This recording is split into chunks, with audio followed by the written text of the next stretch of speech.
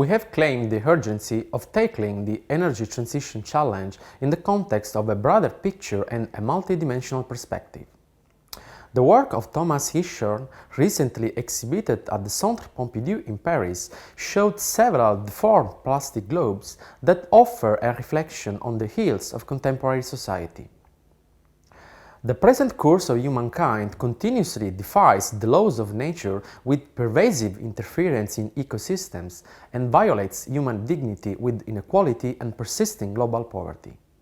The Limits to Growth, a widely influential book published in 1972 by the Club of Rome, first addressed the physical limits of Earth in spite of the exponential growth of both economy and population.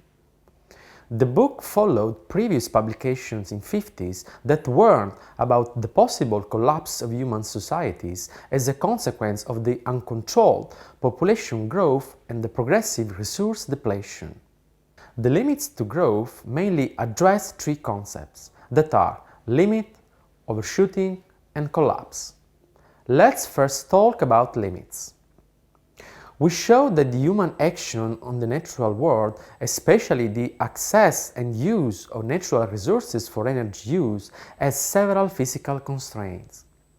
The entire theoretical construction of thermodynamics relies on two universal laws that set constraints to the changes and to the transfer of energy in all physical phenomena. This is especially the case of the second law of thermodynamics. The amount of mineral and underground fossil resources is also limited. We need to bear in mind that we live in a finite planet with finite resources of certain type. Renewable resources are by definition constantly replenished. A flow of energy is better representing them rather than a stock. If fossil fuels are like assets inherited from wealthy ancestors, renewables are like the current salary we live on. But renewables have limitations too. Besides intermittency issues for some of them and their low power density, there are also delicate linkages with the functioning of living ecosystems and planetary cycles. Nevertheless, we hardly perceive the sense of limit, even when this is supported by scientific evidence. Why is that? The limits of human action were already recognized in mythical civilizations. The myth of Daedalus and Icarus well represents the opposition between hubris and nemesis. When human hubris or arrogance overtakes certain limits, this always results in some sort of divine punishment, the nemesis. Daedalus used artifacts to cheat and warp nature. He promoted the monstrous laws between Pasiphae and the Cretan bull, and then he created gigantic wings to escape with Icarus the labyrinth of the Minotaur. Daedalus' hubris overtook natural limits. Therefore, the death of Icarus was a manifestation of nemesis, which punishes the abuse of human artifacts. Western thought has much developed around the dichotomy of hubris and nemesis. Starting from the work of Anaximander, the word Dike takes on a philosophical meaning, and again later in the cultural fervor of the classical Greece in the 5th century. Dike is similar to nemesis. It is justice that is restored for the stability of knowledge in opposition to hubris. The latter is the arrogant attempt to override the essence of things until the annihilation of opposites. This contrast reveals the limit, the rule, what Heraclitus called metron. Hubris will progressively advance in Western thinking until Nietzsche will announce the death of God with the Übermensch. Übermensch is the Hubrismensch that takes over the disappearance of limits.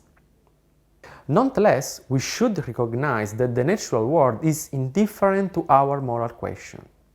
We can recall Giacomo Leopardi and the words that the nature addresses to the Icelander.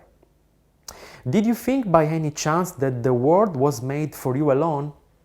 Now let me tell you that in my works, laws and operations, except for very few of them, my purpose was not and is not the happiness or unhappiness of man.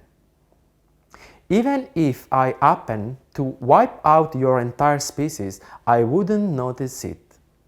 When we talk about overshooting and collapse, we delineate the overtaking of the carrying capacity of our planet. The overshooting of the carrying capacity of the Earth has been already reached in the last century. According to Wackernagel, the founder of the Global Footprint Network, the ecological overshoot took place already in the 70s. Since then, one Earth planet is no longer sufficient to simultaneously supply resources and absorb wastes from human activity. Examples of overshooting of ecological thresholds and collapse of past civilizations have been brilliantly described by Jared Diamond in his book Collapse.